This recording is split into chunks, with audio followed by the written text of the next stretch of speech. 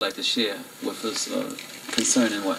It's concerning my, me being an Afro-American. It was for an essay contest, and I was worried that I wouldn't have enough words, but it turns out I had too many in this, What'd your teachers think of it? My teachers were like, oh, that's really nice, Share with us. Okay, it's called Why I'm Proud to be Afro-American. When I look in the mirror, I see someone who's like no other. I see a beautiful face and such a beautiful color.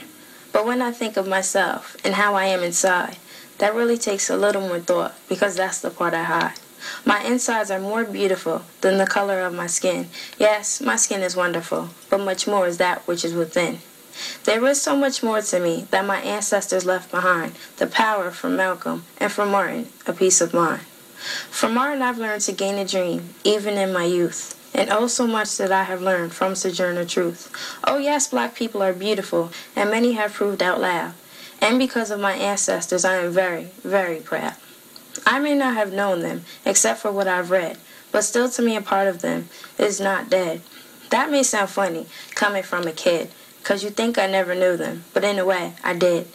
There is so many of them that I could talk about, because they all live within me, and with everything, they all come out. I love my color. I can say it out loud, 'cause I'm Afro-American, and yes, I'm very proud. And when asked why I'm proud, only one answer I give. Even though my ancestors are dead, through me they live. Yes, I'm proud of my Afro-American color, because it's one of a kind. But even more am I proud of my Afro-American mind. Oh, beautiful. Thank you. And your aunts like that, your mom? Yeah, one thing my aunt, when I read it, I usually don't read with feeling, and she says, Tiff, read it with feeling, because that really, Yeah, that's how you touch people. I read it. I try to think that I'm reading to myself, or like reading to my brother, because he's like, read with feeling. Yeah, when you read with feeling, you can move people. Yeah. And make people feel the emotion that you were feeling at the time when you wrote it. Yeah. That's the how beautiful I try thing to think about how I felt when I wrote it. Right. And when that comes back to you, that puts you in that same frame of mind.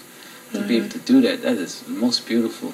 And you were thinking about, us as African Americans, if you will. Yeah. It's beautiful. Because, they say you're proud of your color. More, I'm proud of, what's inside me, not just my color, because what's a color? So you think about it. It's true. None of us chose to be whatever color we are. But be proud of I'm proud of my color. Yeah. That's the beautiful thing about it. You were writing this kind of stuff at 11 years old. Yeah. People think that it was unusual, though. Yeah. I don't usually. I didn't think of it as unusual. It was just the way I felt. Because when I talked to your grandma, she's like, you can't believe the stuff that Tiffany writes at 11 years old. And I was just in awe. I write what I feel. A lot of people think 11-year-olds should be writing about the kind of games they play, but it's just, I just write how I feel. And things you see. Yeah, some people, like some poems, they're like, you write that at 13, you should be thinking about other things. But it's going on, And do some people sometimes look at your work and they think, well, she's growing up too soon? Yeah. But I'm not. I'm living a regular life. People at my school, like children, are like, I read that in a book somewhere. I'm like, show me the book. And then, show me the book that you read that in, and then I'll believe you. Because they don't believe you wrote it? No. Because of your age? Because of my age, or just because, it is. Well, that just means that you're a special child. Thank you. That's very beautiful. You have another